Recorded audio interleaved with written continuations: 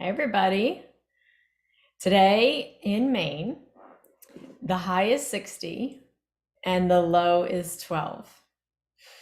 I've never lived in a place that you can have such a broad range of temperatures in one day. So yet again, another adventure in Maine. Today, well, first, before I get into that, tonight we're going to have a great interview with a lovely friend of mine, and she's going to be talking all about colonics or colon hydrotherapy, also holistic wellness. So if you're not sure what colonics or colon hydrotherapy is, you definitely want to tune in for this. If you have been considering it but have a lot of questions, not really sure, then you definitely want to tune in as well. If you sense that you might have any type of colon struggles or concerns, tune in because this might help guide you in a way that would be helpful along your healing path. So that's tonight. We're going to live stream it. It's going to be to our Facebook page, Thrive HW. And there is an event. Sorry about that. There is an event created, and so you'll be able to see the live stream in the event. So RSVP to the event. Mark yourself as going. I think it'll give you an alert if you do that, and and we can make sure that you get the information. If not, let's say you forget to do that and you want to go back and see it, the replay should stay available there in the event as well. So that's what we have going on for you tonight. And then today we're going to talk about the vagus nerve. So not many people have heard of that term. Not many people know what it's referring to. So in the textbooks, they use the name vagus, but chiropractors usually use the term parasympathetic. So depending on, what environment it is that you're speaking to someone about it, they may use the term parasympathetic nervous system. They may use the term vagus nerve. So what is it and what does it do? Well, I have a great picture for you. I'm going to share my screen real quick. And let me just find it. It's around here somewhere. Oh, there it is. Okay. So let's share this. Okay, so you should be able to see that picture now. And this is a picture of the vagus nerve.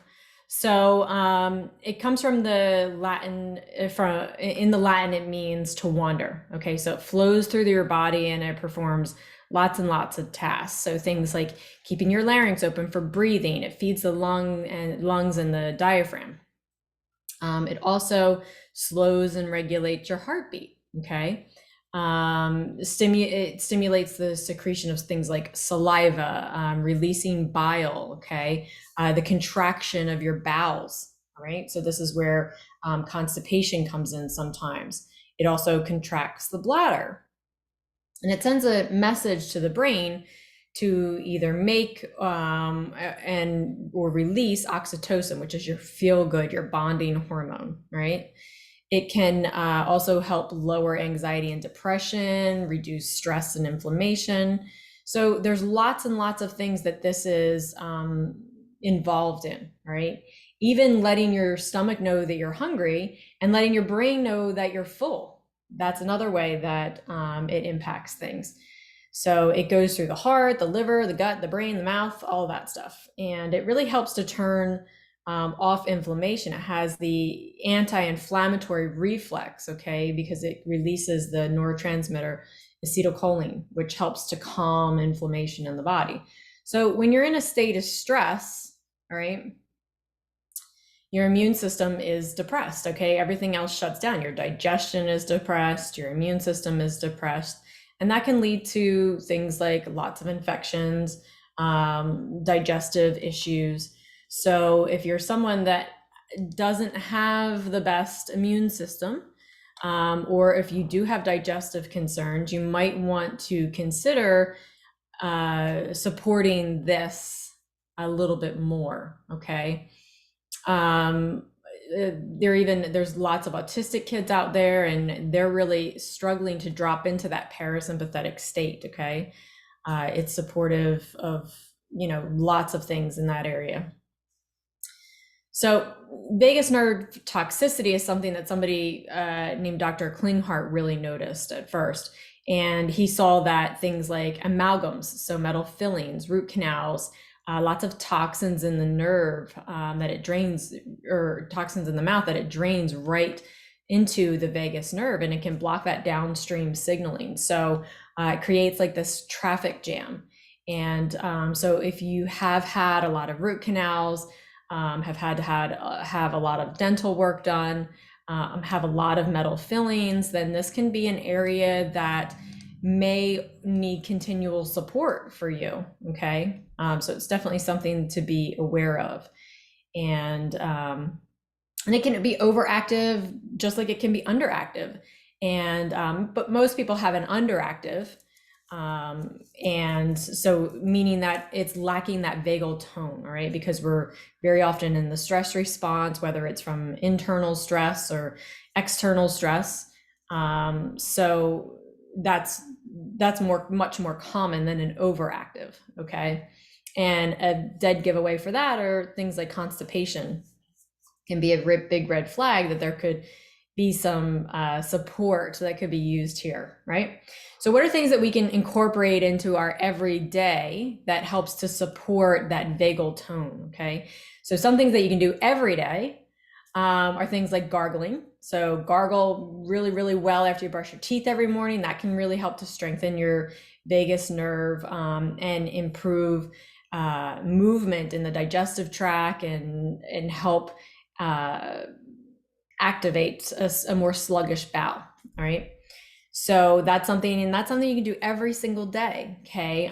Gagging also. So like I use a tongue scraper and then just gently making yourself gag when you use it can be very supportive there too. I know it sounds strange, but it does. Then there's things like chanting or humming or singing. Did you ever, whistle while you work kind of thing? So like humming at your desk while you work, or singing along, or humming and singing in the shower. These are all things that can be very helpful to tonify your vagus nerve. So some other things are breath work is always huge. We're always talking about breath work. Cold water exposure, so temperature therapy is really big in lots of arenas, but especially professional sports. So whether it's things like ice baths or cryotherapy, they really rev up recovery because it improves that vagal tone. So even if you're somebody that likes to work out a lot, then you'll find a benefit there too. Or maybe you work physically for a living as opposed to someone like me that's mostly sitting at a desk. So maybe you're more construction based, all right? Then especially in every case, cold water therapy is helpful, but especially in those cases too.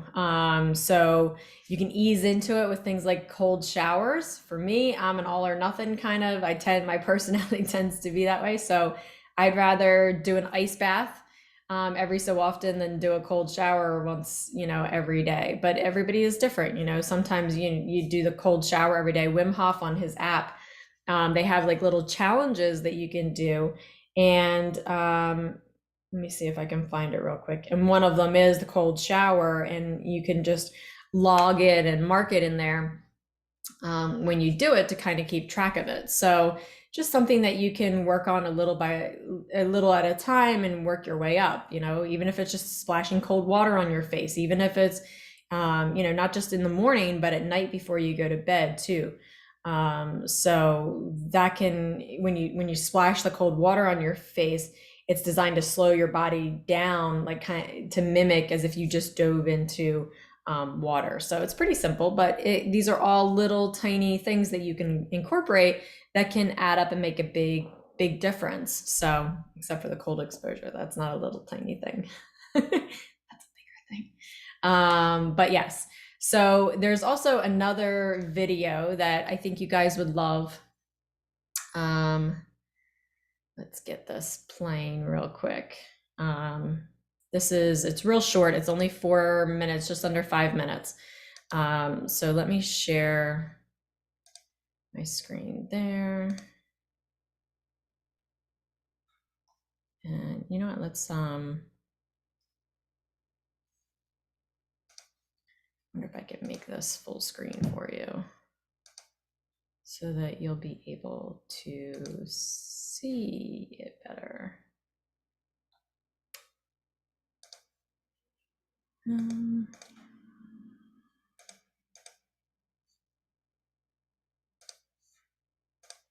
Well, we'll just do it the way that we can first for now. So, and I'll put the link to the video in there too. Oh, there you go. That's a little bit bigger. So hopefully you can see that.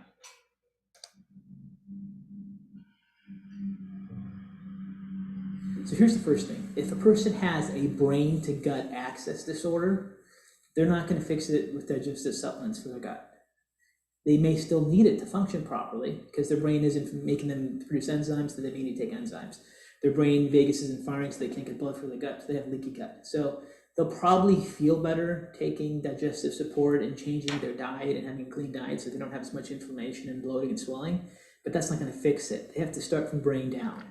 And when you look at supporting from the brain down, you really can't just do it with a supplement. You have to develop plasticity. You have to develop connections, right?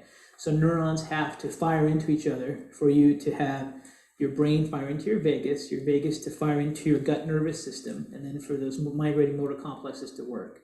And that neurological firing pathway not only helps motility, but it's the pathway that helps you neurologically release enzymes, and neurologically fire your parasympathetics to get blood flow to your gut. I want to back up a little bit. Migrating motor complex. Dr. Seebecker covered that, but just in case somebody didn't watch that, what does that mean?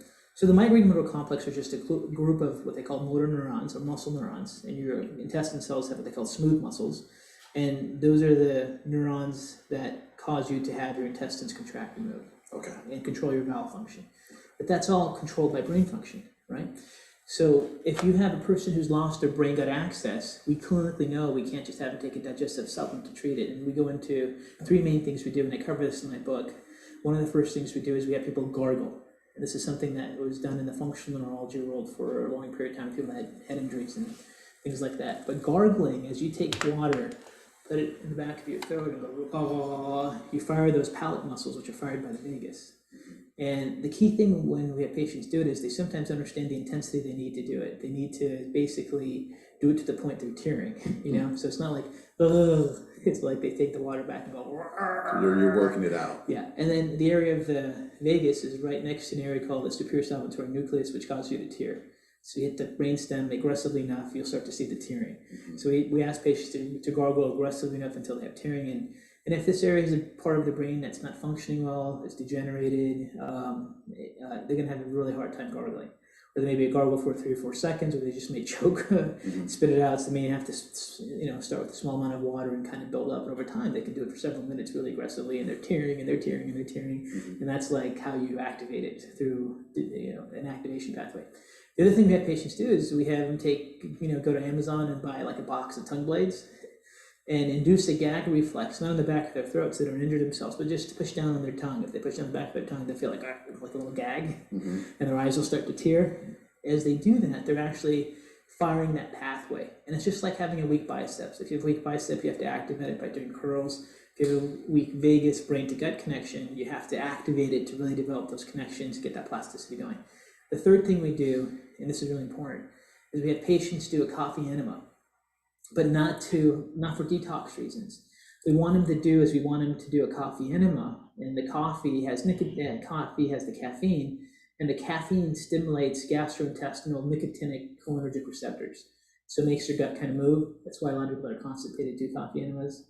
But we want them to get enough coffee and saturate it enough so that they have to force themselves to suppress their bowel movements.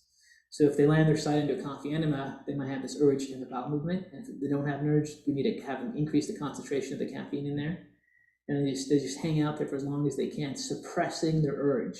And as they suppress their urge, they're firing their frontopontine vagal enteric axis.